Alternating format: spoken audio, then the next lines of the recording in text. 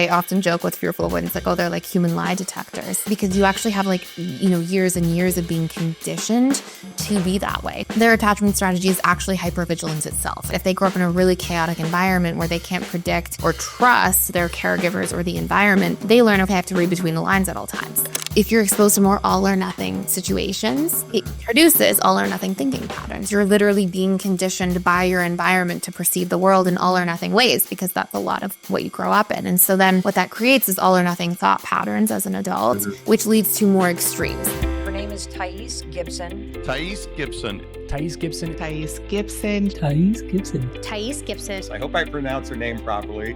Thais Gibson. I am so excited for you to be here with me today. Thank you for joining us.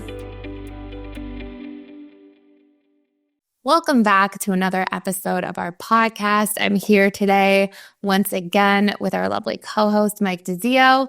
And today we are going to talk about the quirky and funny things that fearful avoidants sometimes do in relationships that you shouldn't take too personally.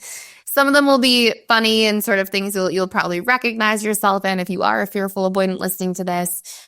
Some of them, if you're the partner of a fearful avoidant, you'll be like, oh my goodness, this absolutely happens in the relationship. And hopefully we can share with you just a different perspective on it, sort of the underlying roots and causes in terms of why these things happen in relationships, and shed some light. And we'll also talk about what to do if you're in the situation, either as a fearful avoidant yourself or as the partner of one. And if you didn't already know this and haven't listened to past episodes, I myself was a fearful avoidant attachment style before doing the work to become secure. And Mike was a dismissive avoidant attachment style before doing the work to become secure. And Mike's historically mostly dated fearful avoidance. So he'll definitely share some insights and tips from being on the other end of these experiences. We'll all share a lot of insights and tips today as having been a fearful avoidant myself. So let's dive in, Mike, if you want to kick it off. Let's start with the first major thing that we'll often see fearful avoidants do in relationships. Yeah, for sure. And as you mentioned, I did date mostly fearful avoidants in past relationships. I'll mention sort of the main ones that I noticed, and definitely after a while learned to not take personally. But again, we're going to talk about more sort of like the lighter stuff. If you see any of these in your relationship or see that you do some of these things, let us know in the comments. And if there's anything that we missed that your partner does that's, you sort of labeled as a quirk, let us know. But we've isolated some here, so we'll get right into it. So the first one would be hypervigilance. FAs will notice everything. So you think you're getting away with stuff, or you think you can cut corners, if you say, oh, I got to clean the house or whatever, and then decide, oh, I'm not going to clean the rent for itself way better. Or, she said clean the windows, but this window's pretty high up. She's not even going to be able to see it. They will notice everything. So just know that it might feel like you're a bit under a microscope, but it is just sort of the FA way. And there's a reason why they are so hypervigilant. It's not just to cause you grief and nitpick everything you do. But yeah, I just remember sort of when I did have relationships with FA, it's just being wow, you cannot pass anything over on them. And I want to say white lies, even if you think a white lie is not harmful and white lies are fine, no problem. A white lie is probably just as bad as a really big lie to an FA that's going to shake their trust. So yeah, along with the hypervigilance, just be careful. Don't even try telling white lies, because they do not go over well if found out, and they usually are found out. So yeah, just don't even go there. So do you have a story or a time where I'll share a little bit about root cause and why this happens from the fearful point of view, and hopefully that'll be helpful for the FAs listening. But do you have a time where you were in a relationship and you tried to sort of oh yeah, not a big deal, and then actually something came up? I'm thinking of before when if someone from your past maybe messaged you, and then you're messaging them back, but you're thinking in your mind I don't think my partner would like this. She'd probably get really upset or really mad, but you're just but it's just, I know it's not bad. I'm not doing anything. I'm just going to be friendly.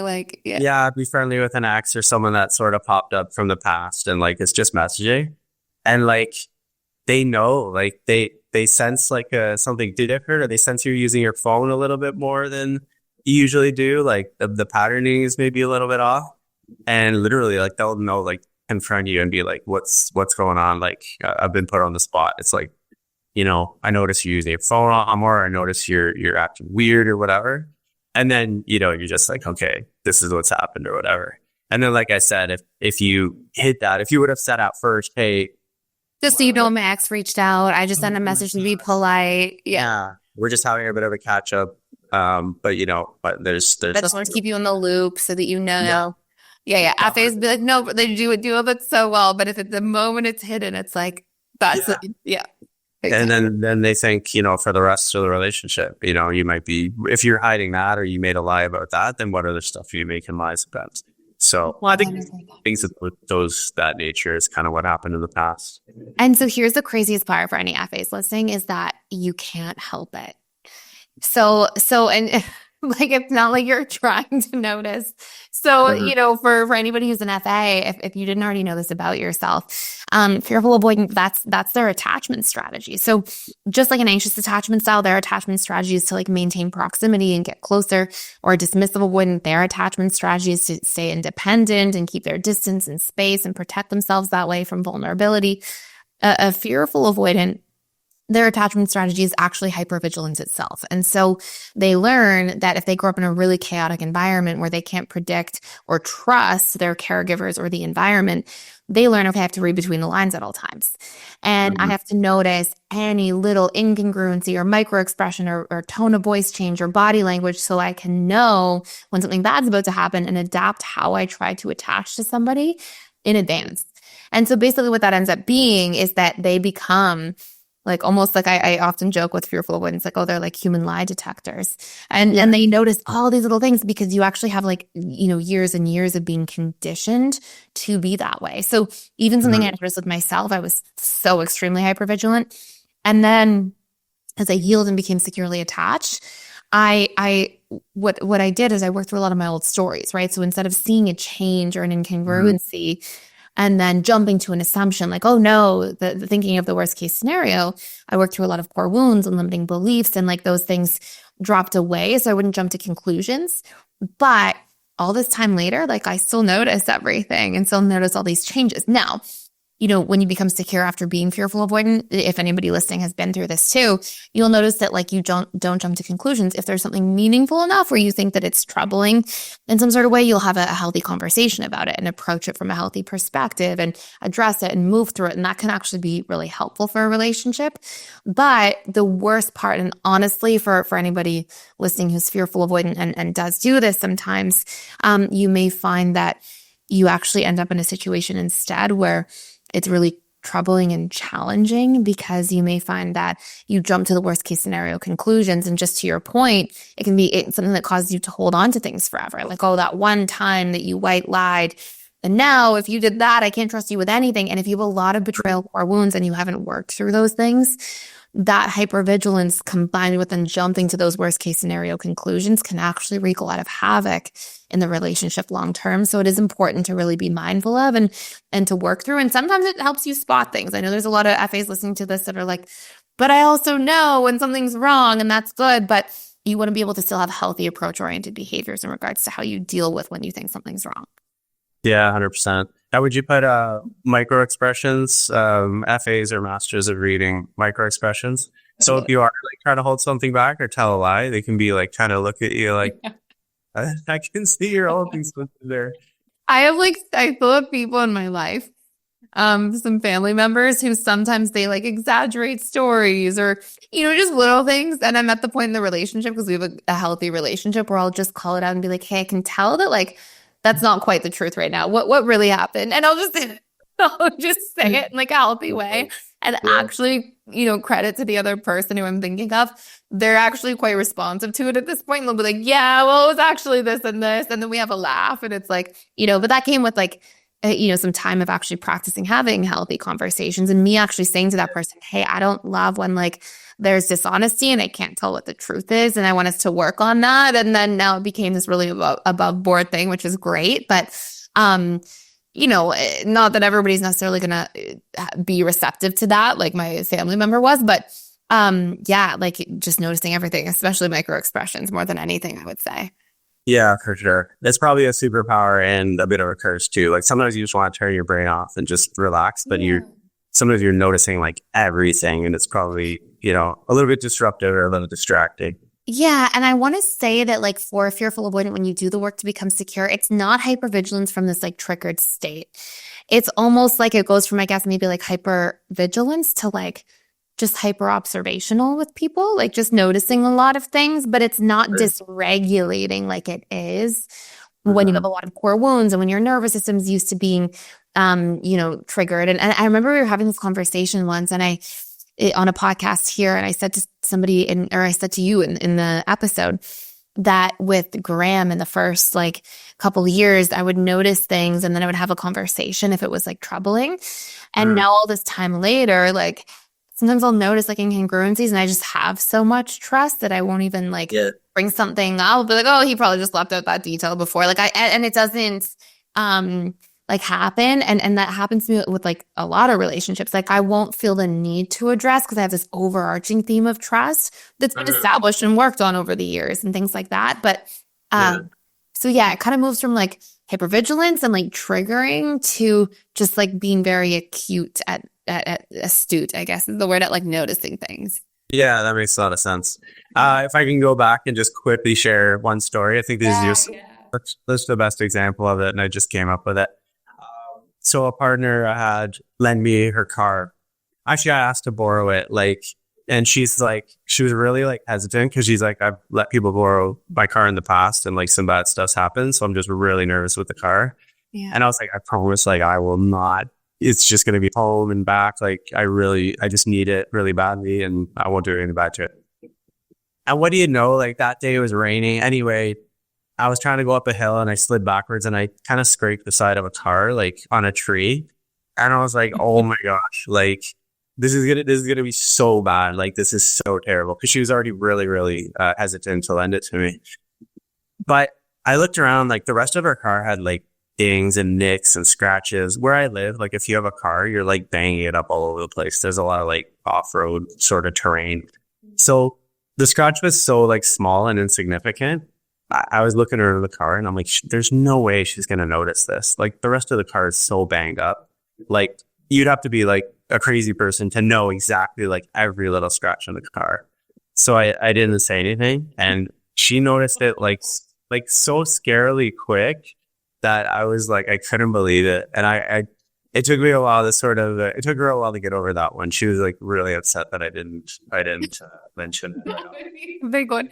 How did it resolve in the end? Did you say like, because we'll finish first and we'll talk about how it would be resolved as a fearful I was just so embarrassed that I pride myself as like a good driver and I'm like, I'm going to be so responsible. And also I wanted to have that trust that if I ever needed to borrow the car or do something else that I needed her trust, she'd give it to me. And I just felt so embarrassed and so horrible that I actually scratched it like on the first usage that I couldn't bring myself to admit it. And so how did it resolve? Was she angry or like did it get? She was super mad. Yeah, she was pretty upset. And I think just through time, like it eventually she just forgave me and wasn't too upset. But I can tell she's had mentioned it many times like after as well. But she didn't she wasn't angry about it or like hanging it over my head all the time. But probably in the back of her mind, she's like, I'm not letting this guy in the car.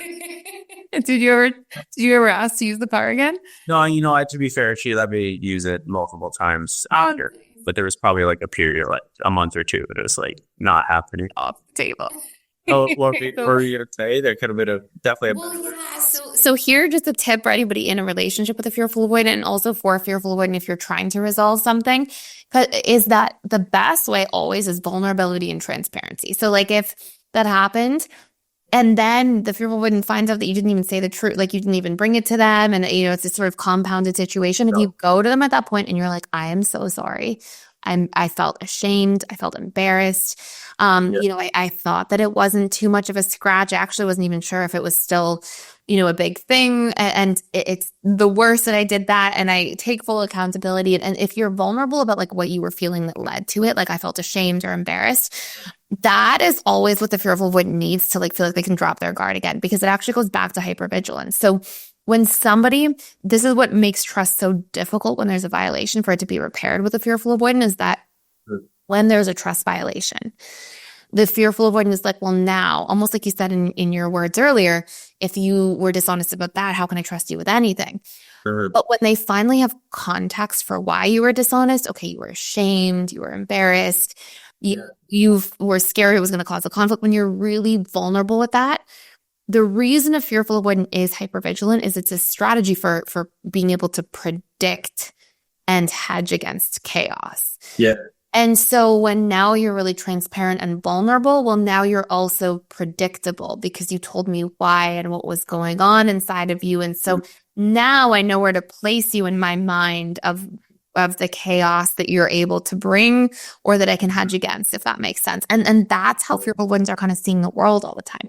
So if you're in a relationship with a fearful avoidant and you're able to say, like, let's say somebody makes a mistake and messes up, always the best course of action is like, to go, be really transparent, really upfront, really vulnerable, what led up to the thing that you did, put it all on the table. It's hard and it's scary, but it's actually the best and fastest way to repair trust. It's healthy for the relationship. It takes something painful and turns it into something easier.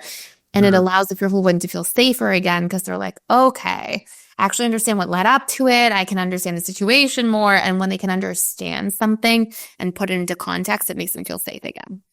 That makes so much sense. And I think that's what sort of helped hit over it a little bit too, as she saw how like embarrassed I was and how I was so like mortified. And I just couldn't believe I did that. And I was really trying to take good care of her stuff.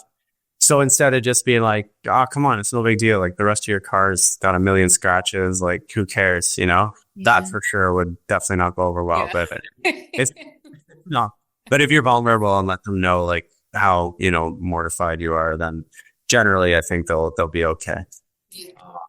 And you should and for anybody listening, say it out loud, say it with words. It's helpful that you were vulnerable enough to show your emotions, but if you express it, again, it's like next level that like fearful avoidance, like they kind of rest after that a little bit. Right. Okay. Awesome. Okay. It's funny when you talk about some of these things in the past, I could feel like heat in my body as if like when she was getting mad at me, like it was actually happening again. I just wanted to pop in here and let you know we are doing a 7-day free trial to the All Access Membership Pass at PDS, which means you get access to literally everything inside of the school. And this includes the 4 live webinars I do with our students every single week. And on top of that, you get access to all of our different courses. We have over 55 different courses on relationships, communication, boundaries, emotional mastery, guilt and shame, learning your needs, so many different facets that are really important to master our lives and feel really good about our lives going forward. And last but not least, there's a daily community event. We have trained facilitators and coaches who are in there doing that work, showing up to support you on your journey every single day. Please join me on the other side. Come check it out. See if it's a fit for you. I'd love to see you there. Go ahead and sign up by clicking the link in the description box below. Okay, so next one, FA things to not take personally. So you might notice like FAs might have a high need for control. So the example that I've noticed in past relationships is like, first of all, they won't ask for help. But then when they finally do ask for help, like, hey, come on, can you just do the dishes? Like, you know, I need you to help me out here. Then you go to do the dishes and then they're kind of watching, or they'll check your work after and be like, what is this? Like there's your work, like your math teacher. And I can't tell you how many times where I go to start to do something and they're like, just get out of here, like push you out of the way and then continue to do it themselves. So yeah, you might notice just they have a little more need for control and doing things right. Yeah. So like in childhood, I believe like a lot of their worth and was sort of dependent on how well they're doing things. They sort of had to be like high achievers. They had to do things right. They might have parents who were super high pressure that they had to do things like perfectly in order to like get love. And if they didn't do things perfectly, maybe love was withheld or they got yelled at or, you know, spanked or whatnot. So I think when they see someone doing something not perfect, they get like an anxiety of like, just get out of here. Like, let me do it. So yeah, I can't remember, I can't tell you how many times sort of I've gone to do something and then been pushed away like halfway through it because I wasn't doing it right. I was so guilty of that when I was fearful. I totally used to do that. And then I would literally have partners be like, well, you say you want me to do things, but then I do it and then you complain about how I do them. It was a good lesson for me, honestly, because I really took that in at one point in my life and was like, and I want to say so much about it because it's such a powerful point you brought up. So the first thing is that it's definitely partially that the scolding, there's pressure, they get conditioned to think everything has to be done in a certain way. That can definitely be a real thing. But also I think that if you are in an environment where it's really chaotic for whatever reason, parents an alcoholic, or there's tons of fighting in the home, or all the typical things that would bring a fearful avoidant attachment style, you feel so out of control that often like the coping mechanism when you're feeling helpless or powerless is to like try to over control your own environment or your own self or the things that you have to do.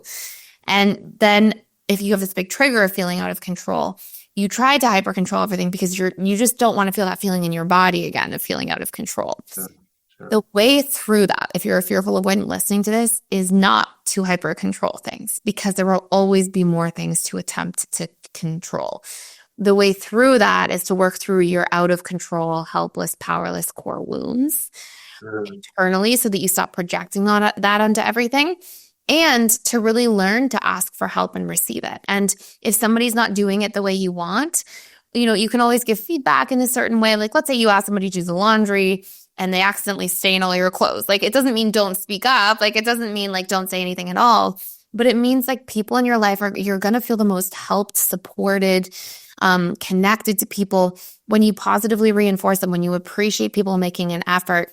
And it's really good work for fearful avoidance to do exposure work on being okay with things not being exactly into this little box that you're trying to fit everything into, because life doesn't work like that. And so, personally for me, I really learned in like specifically the most in my romantic relationships, sometimes in the workplace too, like that maybe I had this like certain like expectation or standard if I had to look just so, and that would be the expectation I would put on myself. But I would do exposure work on like, hey, it's okay if it's not exactly like that. It's okay if it's not completely perfect. And I decided as a person, I'd rather be the person in life that receives help and is open to it and feels supported and is able to communicate it.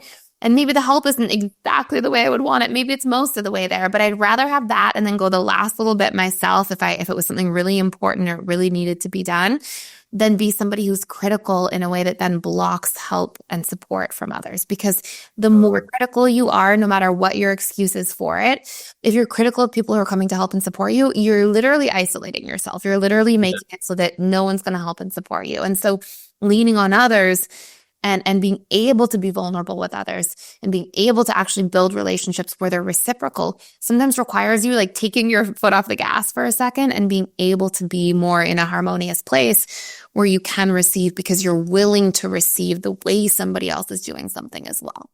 Exactly. I love that. And like, just, give someone credit, as if you were to tell a child to do something like, hey, can you clean your toys up? And then you go in the next 2, come back and it's like 95% clean. You're not going to like lose it on the kid and be like, what is this one little Lego in the corner? Like, how dare you? You know what I mean? Like, you're probably going to be pretty happy that he took the time to try to clean as best he could. However, we're not little kids. So as a partner of an FA, you definitely should see the intention. The person was trying to help. They were trying to do the dishes as best as they could. But knowing maybe your partner's an FA, like, give it maybe another once over and just know they have a certain way that they like something done and just put in a little extra effort.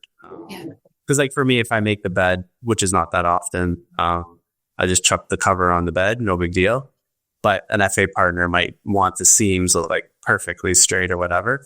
So if you're making the bed anyway, your partner like feels really good for them, like physically and mentally, if they see the bed straight. Take an effort, take an extra 30 seconds and make the seam straight. So can be helpful on both. And not all FAs are like super hyper vigilant about like cleaning. Like I will say that some are for sure, but there's definitely like a good breed or branch of FAs that are they're more hyper vigilant about like human interactions, like human behavior and honesty, dishonesty, stories changing, everything adding up. Like it can be like that too. It can come in all forms, but for sure, everything you're saying, like being mindful of that person and where they're coming from just goes such a long way. For sure. I think I agree with a lot of J's. No, S's. I think it would be S's. Oh, I think, S's. the perceiving, or sorry, not the perceiving, the sensing. So like people who are much more acutely aware of their like environment. There you go. FAs and sensors. That's my jam. Okay, so the next one will be the FAs are sort of easily triggered and the easiest to trigger. So since they get triggered like the most, as a partner of them, you can't take everything personal. So if you see them getting frustrated a lot or getting triggered over things, of course you don't want your partner to be upset, and there might be an inclination to want to like be like, was it me, or like what did I do? Like always think that there's something wrong that you did, but they have their sort of own internal battle going on because there's so many triggers. You just can't take everything personally, and don't take everything like you're the brunt of them getting upset or getting triggered. Yeah. Did you know that before? Have you noticed that with clients that have told you that my partner is always getting triggered, I don't know what to do?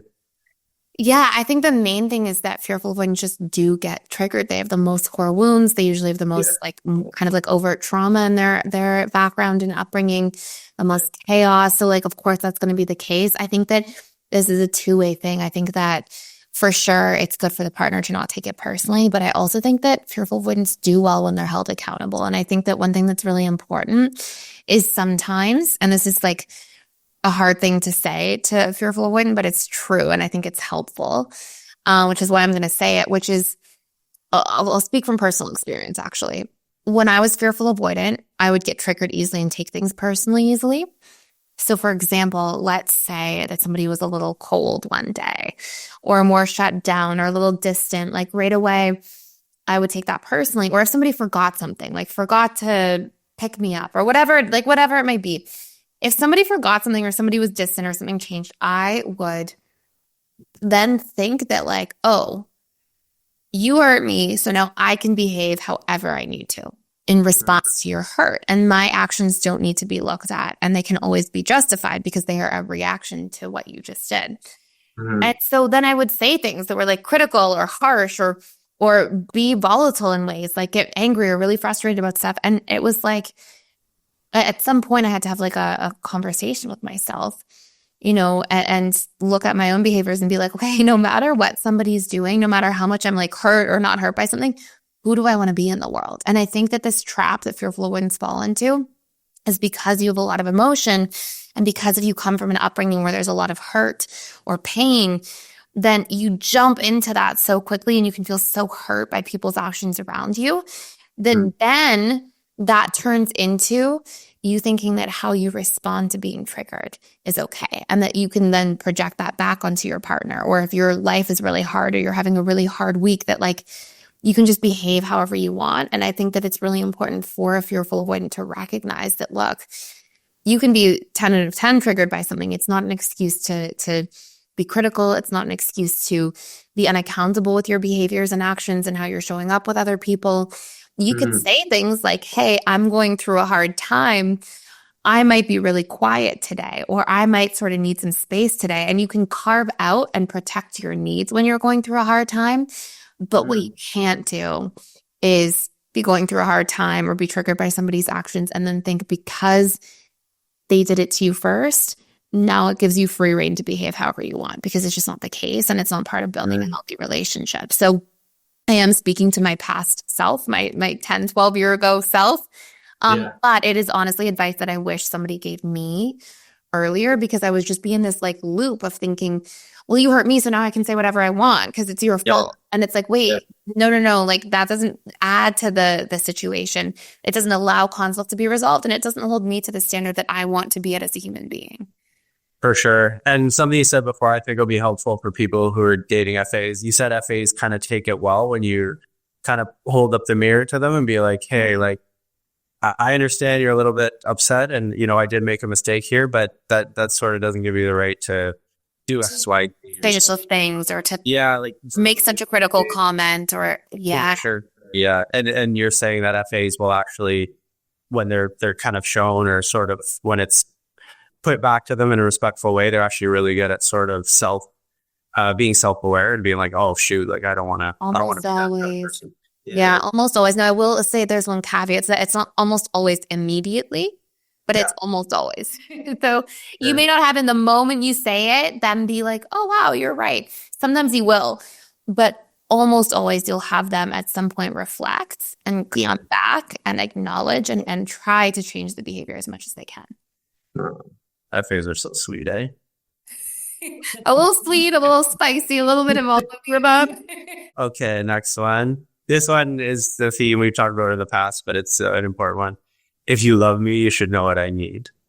So it's just the concept of sort of mind reading. A partner of an FA might feel like they can't win because their partner gets mad about something that they had no idea. Like the partner's mad and they're like, you know why I'm mad. And you're like, I don't know why you're mad. And they like won't talk to you or give you the silent treatment. And you're literally wrapping your brain and then they tell you what it is. And you just had no idea. Like you had no idea that maybe, you left the toilet seat up like the last 3 nights in a row. And, you should know that kind of thing. So just, that's a weird example, but like, there's just a lot of times where you get the ire of the FA when it was, built up of something that was bothering them over and over and over. And they think you should have known what was wrong or, it was pretty obvious why I'm upset. Like, how could you not know that? But, you're not inside someone else's head and their triggers are different than your triggers. So what would bother them might not bother you. So yeah, just that was a little bit difficult. And again, after a while, you try not to take it personal, but it's a bit of a tough one. And what would you feel? Because I think it's important for fearful avoidants who might be listening to hear this. What would you feel as a partner when you felt like you didn't kind of mind read in the situation and then they were upset? Like, what emotion would you feel? Would you feel defeat? Would you feel flustered? Would you just feel like, okay, well, what's the point? Like, would you feel frustrated? How does that feel to be on the receiving end of that? And then we'll unpack like why it happens. Yeah, you feel like you're screwing up. Like you're not, already DAs kind of feel like they're not good at relationships to begin with. And then when feel like you're screwing up, and if this happens often, of course, then you start feeling like really disempowered where you're like, then you start getting really nervous about stuff you haven't even done because you're like, okay, now I really got to pay attention because I didn't catch the last one or, she was mad and I didn't notice about when I did this. So now I got to, try harder. But it sort of gets a little scary because you just don't know. You're like, oh man, like now I got to try to figure out, they seem okay right now, but they might be mad sometime soon. Does that make sense? Yeah. And then you feel like you're walking on eggshells sometimes too. Yeah, that's the worst. Walking on eggshells. Probably in any relationship, walking on eggshells is probably my least favorite thing ever. It's so uncomfortable and you can literally feel your body like tensing up because you're worried about like saying the wrong thing and doing the wrong thing. And it just sort of takes you out of your authentic self. And obviously we're our best when we can be totally ourselves and not worried. If we're more in like the being authentic, then things feel great and they flow better. So 100%. Yeah. And so I think like when we're looking at what sort of leads up to a lot of those patterns of behavior, I think it's really important to note that like the fearful avoidant themselves, they end up having so much pressure and expectation on themselves. And like a fearful avoidant, I think every fearful avoidant needs to hear this. Your attachment strategy is to be hypervigilant. That's not everybody else's.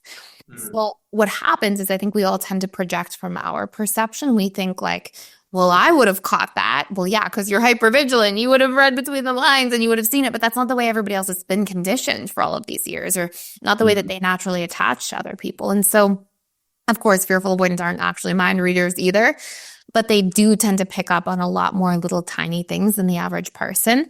And so sometimes then what happens is they have a partner who's of a different attachment style, who they're projecting that same expectation onto. So they think, well, if they love me, they would, or if they care about me, they would notice these things, or they would know what I feel or know what I need. And it's like, again, it's just such a painful barrier and such a burden to carry as a fearful avoidant. Like it's so painful to think that people should just know. And again, it's isolating. It puts you in a space of like being shut down, being isolated. And one of the best things you'll learn as you are on your journey of becoming securely attached as a fearful avoidant is how to just speak up for your needs, how to just tell people around you like, hey, this is what's going on for me. This is what I'm needing right now, how to be vulnerable. Because what you'll see is suddenly you'll see, wow, people actually make an effort so much more than I ever would have imagined. And when you don't speak about your needs, when you do it all yourself or take it all on or, shoulder all of the weight of things, you really, truly do isolate yourself in a really tremendous way. And you don't realize how lonely that can feel and how alone you're making yourself by doing that. So being able to say, hey, you may not have noticed this, but this is what you need, or this is what I need, is so meaningful. And listen, if somebody, when you do express your needs, never shows up and never makes an effort, then they're not the right person for you. And now you got to the bottom of it and it's clear as day. But the vast majority of the time, you'll see people actually do show up when you do communicate. And now you're giving yourself a chance at a secure relationship, because that's what secure people actually do, is they tell each other what they need. They don't carry any expectation of mine.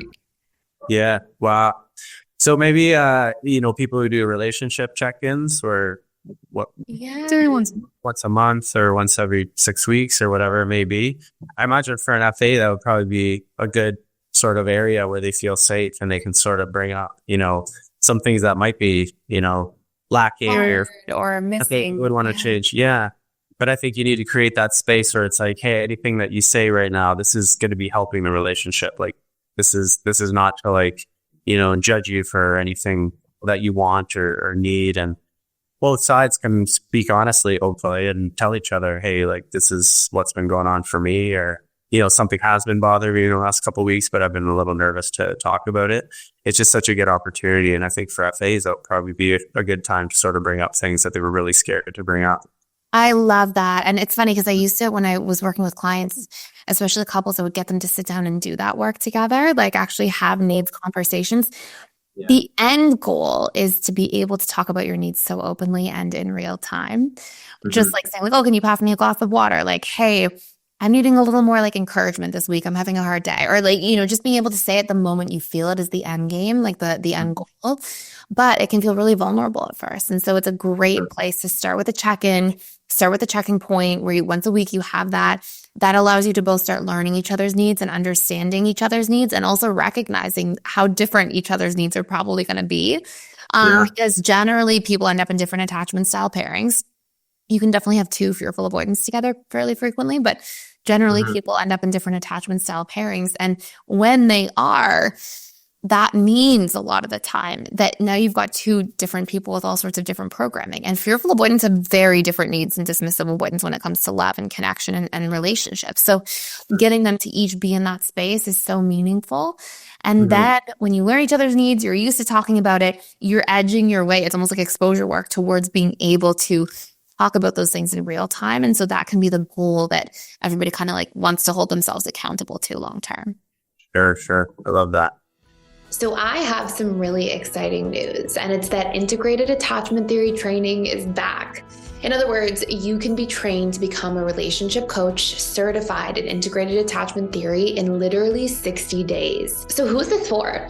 Well, of course, this is for any individual who wants to make an impact and really be of service to others while also obtaining freedom and flexibility and abundance in their lives. And this is also for anybody who's already a counselor, a therapist, a coach, and just really wants to expand their toolkit. We've had so many people enter into the integrated attachment theory program because they're just looking to obtain a certain degree of mastery in terms of understanding their own attachment patterns, and also the attachment patterns of maybe their children or partner or other loved ones in their lives, so they can really support those people and understand them more deeply. Now, please keep in mind that the last 2 times we ran this program, we filled up very fast. In fact, we oversold the programs and sold out completely. So if you're interested, click the link below to learn more and dive in with me. And I'd love to see you on the other side before seats run out. Okay, our next FA behavior, not to take personally. So this is more so in like the dating phase and maybe even into the power struggle phase. They'll ask you a lot of questions.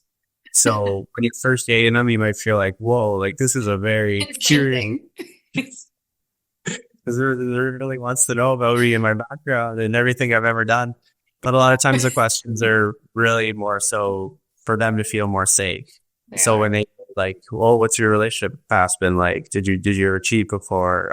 Did you ever, are you a good person basically? Are you a bad person? Like, so I remember probably dating first time FA is just like, wow, this person is really inquisitive. Like, I think I probably took it as like also, wow, I'm not they're really interested in me. Yeah. So I think for a while it's like, this is pretty cool. Like I was finding before a lot of people generally like to talk about themselves and sometimes you go on a date and the person just talks the whole time about them. They don't ask you one thing about you. And then when you go on a date with an FA, they're asking you so many things and you're like, wow, this person really interested in my life and what I do. But a lot of that is sort of they're sort of filling like a mental picture of who you are and what areas they might have to look out for, and can they feel totally safe and totally let their hair down with you. So yeah, just that's one thing, a little perk you might notice that FAs they ask a lot of questions. And it's not terrible. It's not the bad. I actually think it bodes really well for them in the dating stage. I find that fearful avoidance as a general rule do really well in the dating stage because I think they make people feel comfortable in a way. I think part of it's confronting, right? Especially if you're more dismissive avoidant. I think it's like, whoa, we're really personal, really fast. But I think that at the same time, I think probably every dismissive avoidant has like this like bittersweet relationship to it where it feels a little confronting.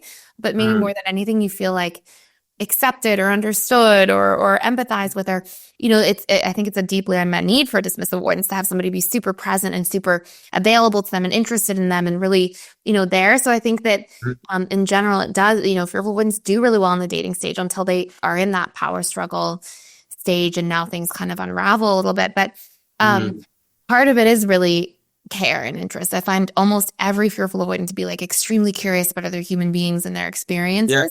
And it's a beautiful quality. And then the other part of it, exactly like you said, is to figure out exactly where to put somebody in their mind in terms of like who they are and if they can trust and how they're going to show up, and to sort of get all these like assumptions really clear early so they can decide whether or not they want to invest in that relationship long term. Right. And definitely, I like how you mentioned that. They're really into like personal growth and sort of deeper topics and stuff like that. That's pretty cool that they, dig into those kind of things. And generally, I don't know if it's across the board, but don't like small talk. Would you say FAs are the most? Almost across the board. For small talk, it's just like, I don't think I've ever met an FA that's like, yay, small talk, or like, usually it's like, oh my gosh, get me out of here kind of conversation. Yeah. But they fake it so well, eh? They can probably like hold their own in like social situations and parties and stuff like that. Then they go home and they're like, oh my gosh, that was... Yeah, or they'll, I think like one thing fearful avoidants do well, and I'm speaking from like a lot of client conversations I've had over the years, they'll also get out of small talk territory quite quickly. So even if it's an environment for small talk, they'll usually find somebody to not have small talk with. So that's how they kind of navigate that kind of space, I think. Oh, nice. Okay, next trait or behavior. They won't ask you for help a lot of the time. So as we talked last day about DAs meeting all their own needs and being hyper independent, and you want to like do stuff for your partner. It's nice to do stuff for your partner. So the FAs as well, they generally like won't show you if they're like in pain or there's something going wrong or like they need help with something. They don't want to appear weak and they don't want to appear needy. There's like flashbacks from my life that I'm laughing about in my head when you say these things. So, when an FA finally does ask for help, in a relationship, you're like, yes, of course. And it's so nice to actually help somebody. It's your partner. You want to do nice stuff for them, or it's just, I think, human nature to want to help other people. But you might notice that your partner sometimes just doesn't straight up ask you for help with anything. And, it's not the end of the world, but sometimes you're like, come on, don't you need anything? And I think that it's so funny. I was thinking about how when I was a fearful avoidant, like before ever doing any work and even knowing that I was a fearful avoidant, I would not ask for help, but then I would be mad that somebody wasn't helping. So you get this like double-edged, like you're like mad that nobody's helping you, but nobody knows they need to help you. And I remember having a conversation with a friend of mine when I was like really starting to go into my own personal growth journey. And this, I was pretty young at the time, but like very, very early 20s. And I remember my friend saying, well, you always seem like you're fine. And, because you just always seem like you're good and you've got it together. And I want to stress the importance of like, if you're not vulnerable with people around you and if it's out of your even like awareness to ask for support sometimes, then of course you're going to feel like you're frustrated that nobody's helping you because nobody's a mind reader. And it goes back to that kind of point we were talking about earlier, but it's just so much of feeling truly connected and bonded, I think, in your healing to become more securely attached as a fearful avoidant means learning to like open up, ask for help, even like if you're feeling, I do this with myself. If I'm starting to feel like 80% of my capacity, so 80% where I'm like, I can tell I'm 20% away from feeling drained, overwhelmed, under too much pressure, frustrated. At 80%, I start asking for help. Don't wait till you're at 100%. When you're like, whoa, I have a little too much on my plate all of a sudden, or whoa, I feel like I don't have enough time to myself, or whatever it might be. Before you get to 100% of the way there, where you're like at your peak, at around the 80% mark is a good time to check in and be like, okay, and I do this to myself truly. I'll sit down and be like, okay, do I need help? And if I did or could ask for help, what would I ask for help or support around? And sometimes at work, it's delegating tasks better. Sometimes it's, things with family, taking on too much and having to sort of like, again, like almost like delegate out responsibilities, or not feel like I'm taking on too much responsibility for other people's situations, being able to have good boundaries sometimes. Like all of those things are so meaningful so that you can have functional relationships. And without them, you'll find that I used to just get in the path of like, oh, somebody has a problem. I'm going to take it on for them personally and try to fix it. And then I would do that with everybody everywhere. And then I would be like, oh my gosh, what about me? And I would feel resentful or overwhelmed or just like absolutely exhausted. And so having those checkpoints in with yourself and being able to make sure you're receiving support and asking for things from other people and delegate out tasks or challenges and have good boundaries, like all of those things are literally a staple of having a truly healthy relationship. 100%. And you've probably done, as an FA, done so many things for so many people. If you ask for a favor from one of them, again, they'd probably jump at the chance. They'd be like, of course, like you're always doing so many things for me. So yeah. And when you do, because this is another trap your avoidants will fall into, you have to practice actively receiving.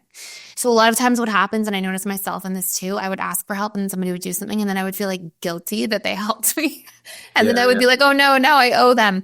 But like realizing that, wait, that's not how secure people relate. Like secure people lean on each other. That's interdependence. And so, when somebody does do something, take it in, appreciate it, express appreciation, allow yourself to receive without thinking, now I have to 5x repay you on what you did. Because it's just such a fearful one thing to do. And it's not, again, then relationships will always be a source of burnout. Because if you think that you always have to give way more than you receive, or if anybody does give to you, you now owe them 5x back, like that's not a sustainable cycle. So we have to reassess what that actually looks like internally. Super important for sure. Okay. FAs can be very extreme. So very like all in or all out.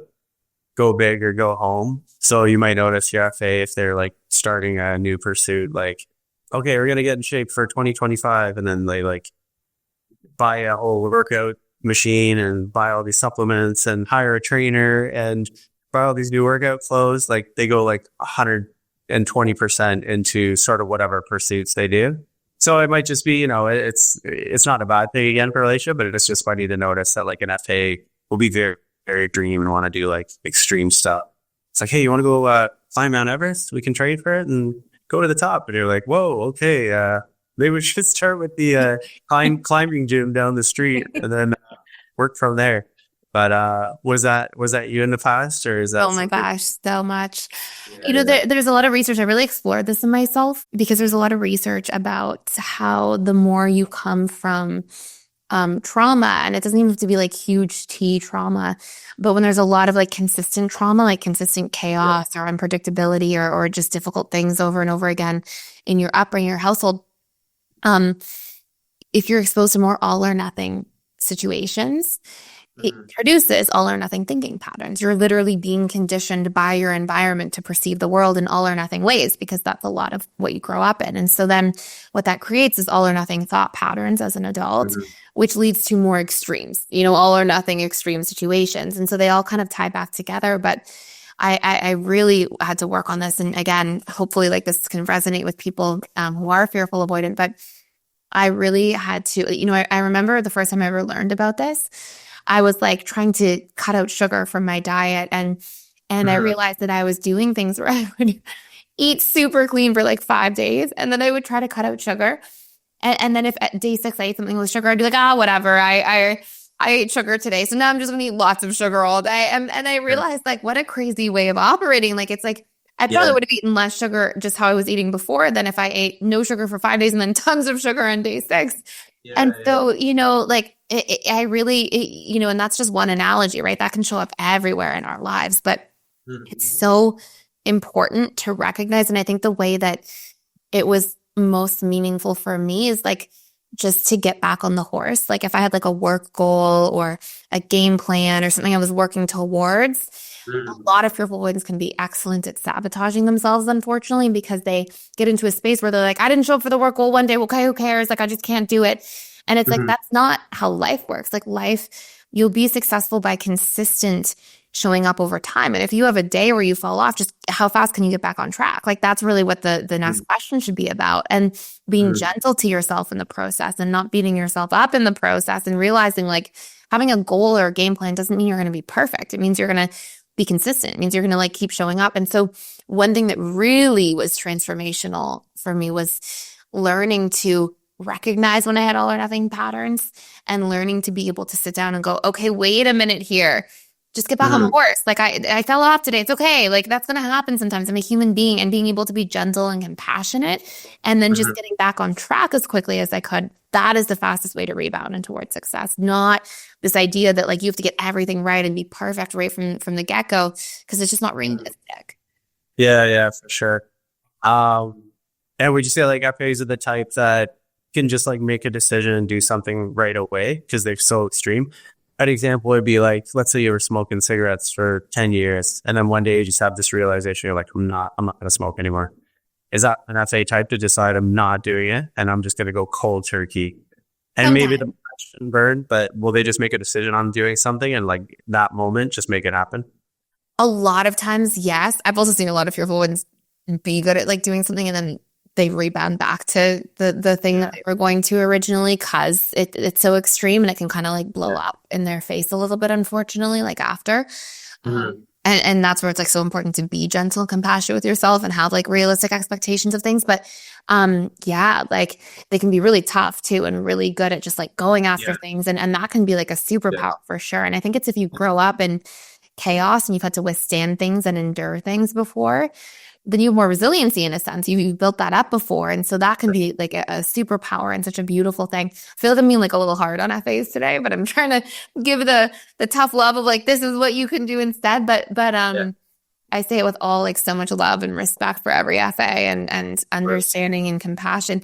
I just think that they can be really, really tough, but also sometimes knowing that you can be tough and can withstand things and can be okay and survive a pressure cooker doesn't mean that like that's the way you should live your life on a daily basis, sort of thing. Yeah, that makes so much sense. And obviously we know you have so much love for FAs, and coming from an FA background, like you of all people know exactly what it feels like. So you're like, have a lot of compassion for what FAs go through, obviously. The next one is really the funniest one on the list, I think. Super competitive. So let me know if you think this is FAs across the board, but in the FAs that I've dated, they're like so competitive. So if I was the type to be like getting upset about a girl like beating me on something, I would have been like miserable and depressed. Because every partner I've had gets really, really competitive, whether it's like something small like a carnival game or like, I remember I had one partner and we would just wrestle around sometimes. And I swear she was like half of my size and she would like take me out sometimes. I couldn't believe like the strength on this person. So I just find, and again, I want to hear from you. And if you were ever like this, they're just hyper competitive and like, don't think, they're going to just like let you in to be like, make you feel good. So they're gonna let you, win to feel like the man. Like that is not happening whatsoever.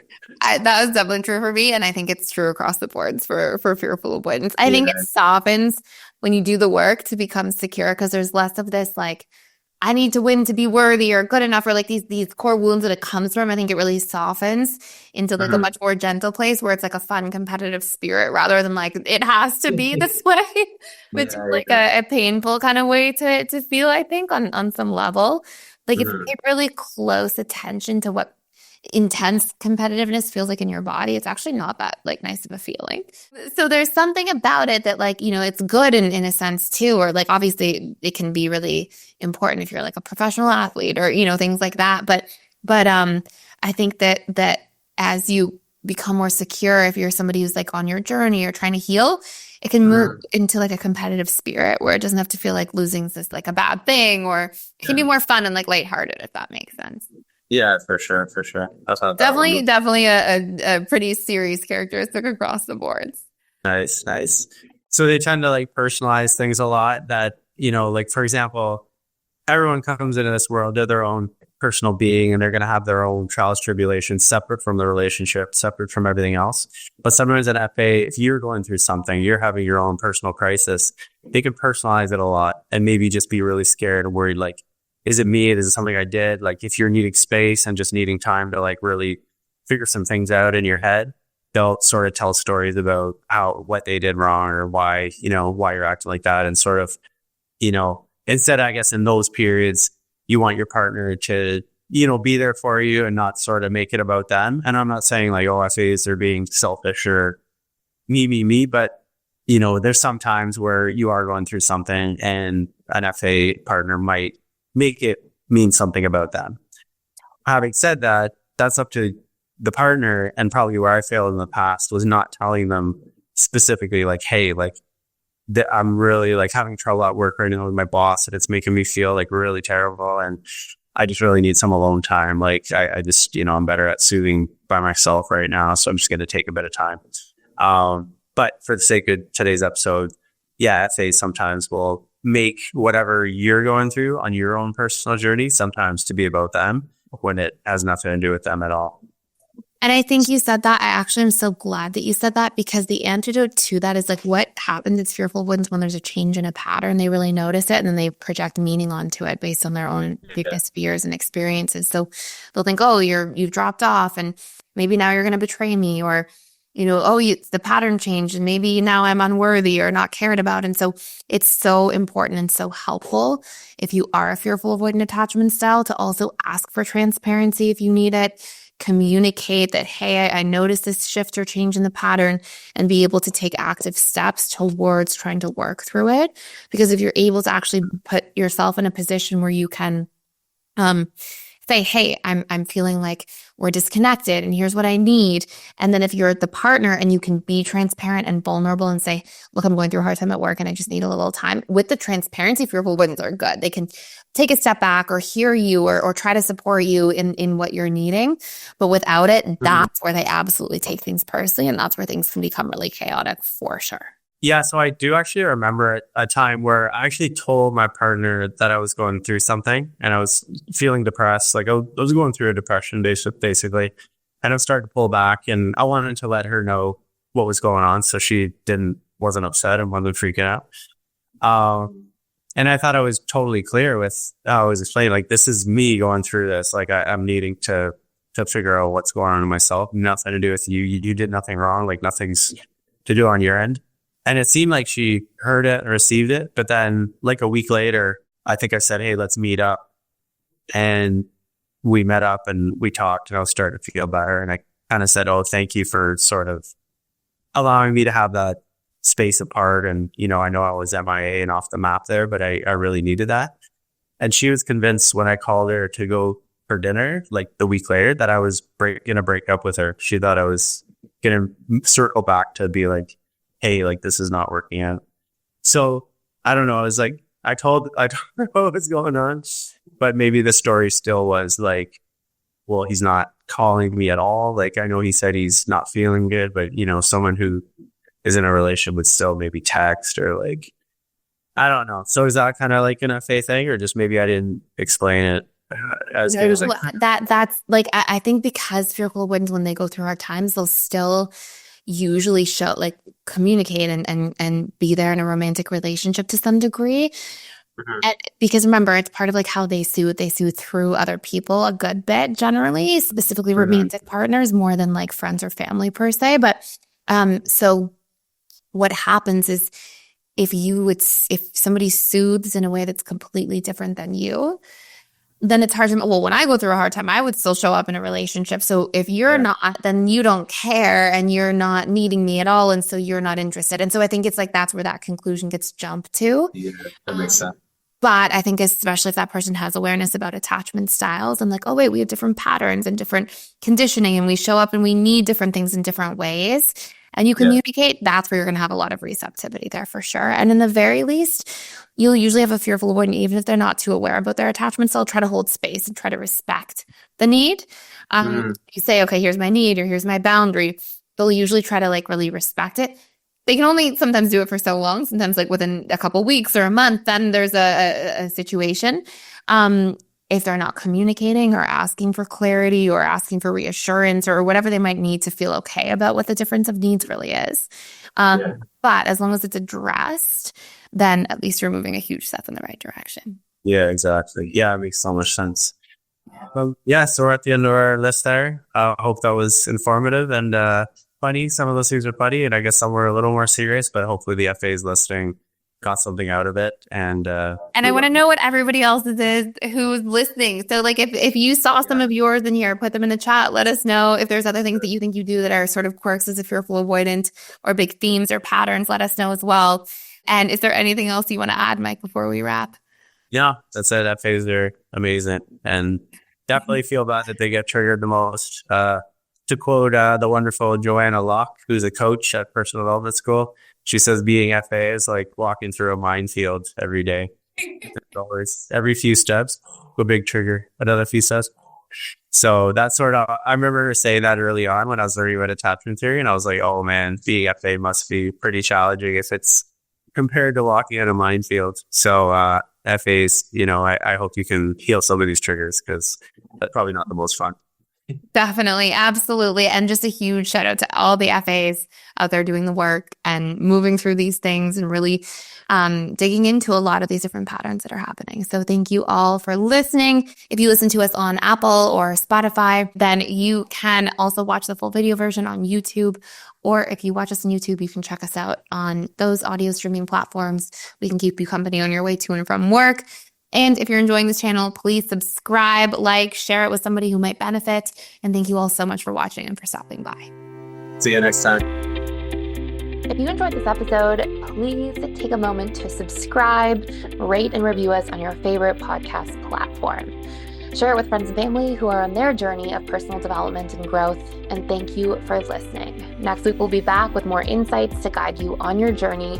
And until then, keep practicing our tools and strategies to change your subconscious mind and apply some of the powerful learnings from this podcast so that you experience real life transformation.